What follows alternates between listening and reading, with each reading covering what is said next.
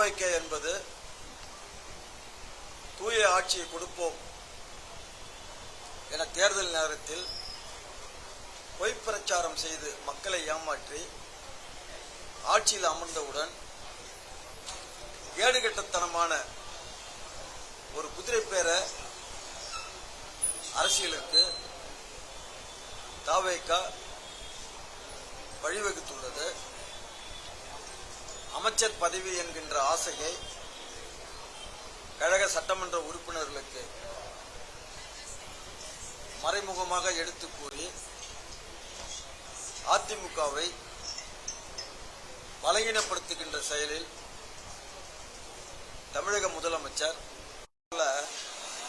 புரட்சித் தலைவர் அம்மா அவர்கள் கையொப்பமிட்டு புதுச்சேரி மாநில சட்டசபை செயலருக்கு ஒரு கடிதம் அமைச்சுக்கிறாங்க. நான் தலைவர், இன்னொரு எம்எல்ஏ துணைத் தலைவர் திரு ஓமலிங்கம் அவர்கள் விப்பு. இதை நீங்க ஏற்றுக்கொண்டு இவர்களுக்கு உரிய அத்தனை இதுவும் நீங்க செய்யணும்னு சொல்லிட்டு புரட்சி தலைவர் அம்மா தான் கைது போட்டு கொடுக்குறாங்க. நாங்க 5 பேர் தேர்ந்தெடுக்கப்பட்டோம்னா எங்களுக்குள்ள தேர்ந்தெடுக்க முடியாது.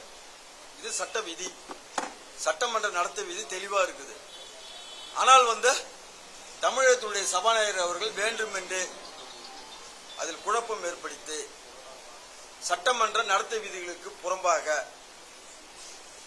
இதுல எந்த விதமான முடிவும் எடுக்காம திட்டமிட்டு காலம் தாழ்த்தி வருவது என்பது அனைத்து இந்திய அண்ணா திராவிட முன்னேற்ற கழகத்தினுடைய கட்சியை தேர்ந்தெடுக்கப்பட்ட சட்டமன்ற உறுப்பினர்களிடம் திட்டமிட்டு பிளவை ஏற்படுத்தக்கூடிய ஒரு சதி செயலை தமிழக சட்டப்பேரவை தலைவர் அவர்கள் ஈடுபட்டுள்ளார். இது ஜனநாயகத்துக்கு விரோதமான ஒன்றாகும். இந்த கட்சியில நிறைய ஏற்றங்கள், நிறைய டைம் ஏற்ற இறக்கம் வந்திருக்குது. எவ்வளோ இந்த கட்சியில துரோகங்கள் நடந்திருக்குது. ஆட்சி அதிகாரத்தில் உள்ளவர்கள் எங்களுக்கு அமைச்சராக கொடுப்பதற்கு வாய்ப்பு இருந்தோம், கொடுக்கப்படாத ஒரு சூழ்நிலை ஏற்பட்டுது. இப்ப நான் 17 வயசுல இந்த கட்சியில வந்தேன். இன்னைக்கு 67 வயசு ஆகுது. 50 ஆண்டு காலம் இந்த கட்சியில இருக்கிறேன். நான் கட்சி மாறி இருந்தேன்னா எப்போ நான் அமைச்சர் ஆகியிருப்பேன். ஆனா அதெல்லாம் என் கால் தூசுக்கு சமம். இந்த கட்சிக்கு ஒரு துரோகம் செய்து விட்டு அமைச்சர் பதவி பெறுவது என்பது என்னுடைய கால் தூசுக்கு சமம் நினைத்துக் கொண்டு புதுச்சேரி மாநிலத்தை நாங்கள் கழக பணி ஆற்றிக் கொண்டிருக்கோம். நான் மட்டும் இல்ல, என்னை போல ஆயிரக்கணக்கான தொண்டர்களுடைய நிலைப்பாடு இதுதான்.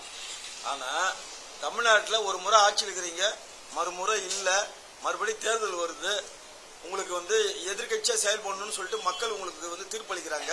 அதுக்குள்ள நீங்க அதெல்லாம் முடியாது, இந்த கட்சியை உடைச்சுதான் நாங்க போவோம் அப்படின்னு சொல்றீங்கன்னா நீங்களாம் யாரு? இப்ப உங்களை நினைக்கும் போது எங்களுக்கு அருவருப்பா இருக்குது. யாரை நினைக்கும் போது, இப்படிப்பட்ட நபர்களை நினைக்கும் போது எங்களுக்கு வருத்தமும் அருவருப்பும் தான் வருது. நம்ம இவங்களெல்லாம் ஒரு பெரிய ஆளா நினைச்சிருந்தோம். யாரெல்லாம் இதே இப்படிப்பட்ட நபர்கள் எது சொன்னாலும் பாண்டிச்சேரியில் அவங்க அங்க வந்தாங்கன்னா தாம்பளத்தட்டில் வச்சு நாங்க வரவேற்றிருக்கிறோம் அவங்கள. ஆனா அவங்களுடைய உண்மையான சுயரூபம் இப்பதான் புரியுது.